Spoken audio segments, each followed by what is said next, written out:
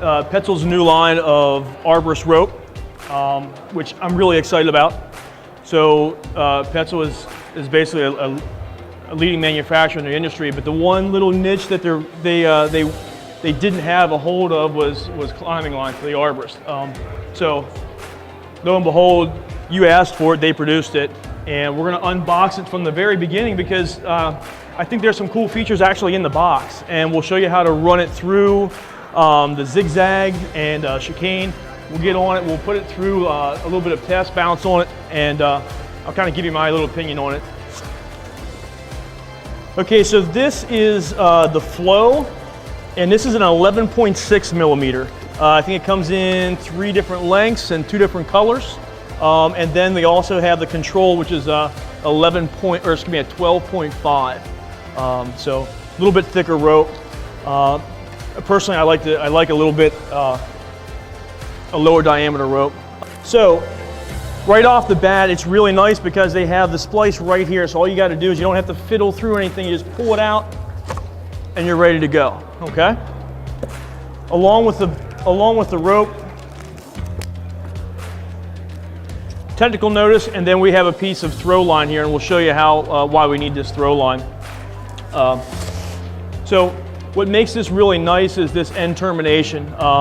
It is exclusive to Petzl, but if you can see how nice and round and firm right out of the box. That's one of the first things I'm noticing is I know that I'll be able to get really, really close to the spar with this, and I know that it's going to go really, really well through 1, mechanical devices, and 2, ring and rings if I'm going to use those.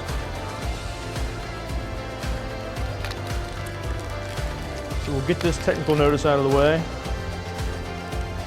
When I say out of the way, out of the box, it's always important for you to read the technical notices because a lot of our multi-setting devices, especially with the Zigzag and the eǩēmbos and other mechanical devices, there is a approved working or approved rope diameter. So we want to make sure that we're abiding by the manufacturer's recommendation on the diameter.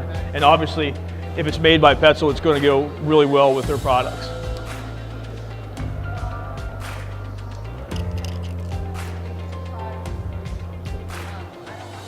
Slide this down.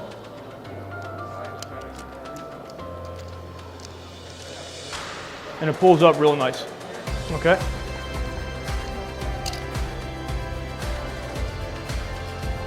So now once we have threaded through the Zigzag,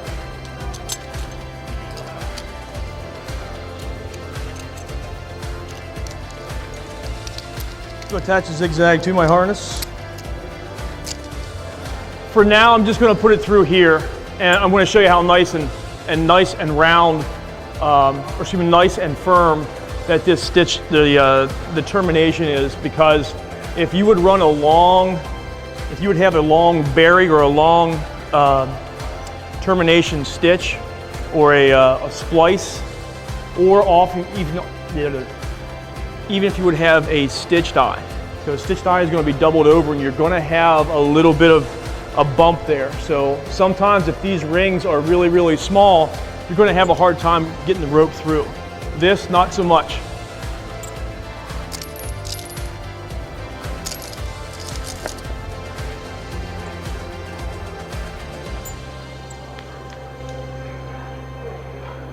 So right out of the box, Alpine Butterfly. That was pretty easy to tie. And this is a static, kind of feels like a semi-static rope, and it has pretty good handing. I can tie that really easily, and there's very, very little dead space in here. So if you get a real stiff rope, so it's that balance between I want a really, really low elongated rope, but I want some pretty good handing in a rope. This seems to hand pretty well. So I'm going to go ahead and get a...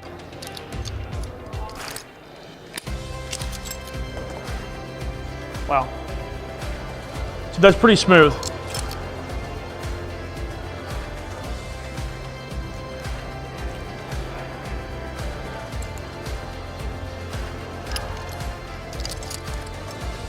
It's almost as smooth as I can imagine if I had a tending, and this is nice because it has the tending point here.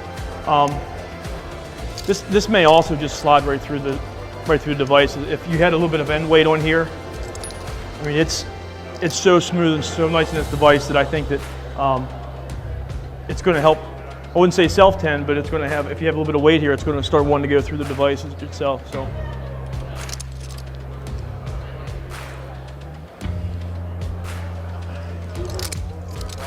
So they also have, I think it's a technology that keeps this kind of nice and firm and round as well as it's going through this device. I'm not sure, we'll talk with the Petzl reps and see what that technology is called, but it seems to be, it's keeping its shape.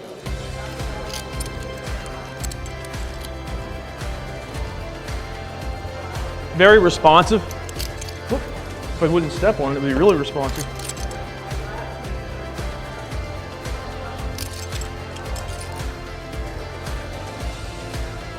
It's very nice in the hand, easily tended. So this is in a moving rope system. We'll go ahead and take this off and we'll throw it in this is a stationary rope system, an SRS system. We'll throw it in a moving rope system and take a look and see how this actually goes through this, the ring and rings. So this is a Kern mantle and it's a 24 braid? 24 strand, I'm sorry. So it does hold a knot pretty well as far as cinching up the knot. It has just enough grip though that it's not like a 32 braid or a 32 count that's like really slippery. So it does have nice handling in that aspect. Since it's an 11.6, you still want to have that ability to kind of grip that and do, while you're on the limb walks and pull that up, or kind of give yourself a little bit of pull here. So it's not very slippery as far as a real smooth jacket, which is nice. So it just transitioned from a stationary rope system to a moving rope system. The rope has not lost any of its characteristics. The device is performing flawlessly. Stop stepping on it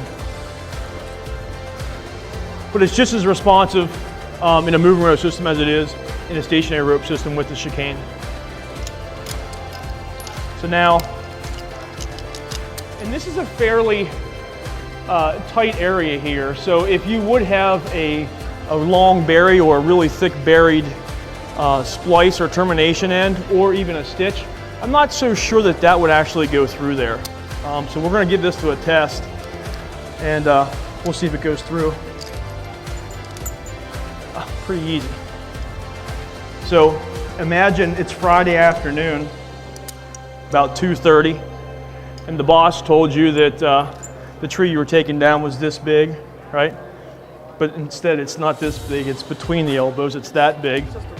Right, it's just a limb, right? And you're hot, you're tired, and you have this friction saver up there, and at 3:45, you're pulling this down, and all of a sudden this happens, right? And you don't have a retrieval line, right? There's a couple curse words that you're probably going to, and that is, that's actually, that's really important to me, to have this ability to maneuver this around, because if I would have to go back up there, how am I going to do it? Very angrily, but I'm going to have to set another line, right? It just takes time. So the attention is in the details, right? And it goes with the device, the rope. It's a pretty great system. You see how tight we can get this? If we're going to wrap around.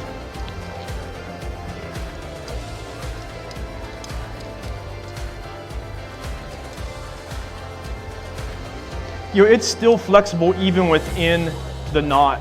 So, and if I wanted to get really close,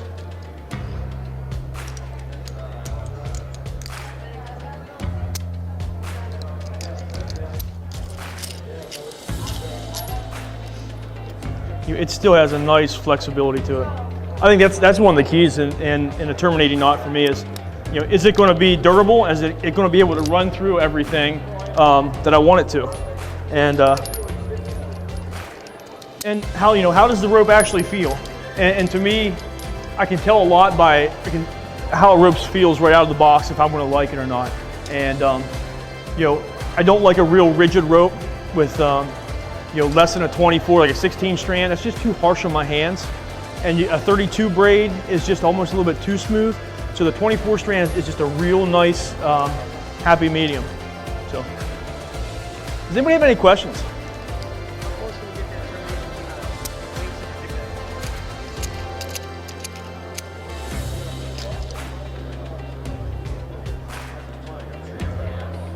Right, so that's pretty close. So this is the flow, and then the control is a little bit thicker, which is a 12.5. This is an 11.6. Comes in 2 colors. Comes in a nice like orange, and then the green, and then they have the control, which is 0.9 millimeters thicker. Yeah, there's 3 lengths: 35, 45, and I think 60. Yeah, so you're looking at 200.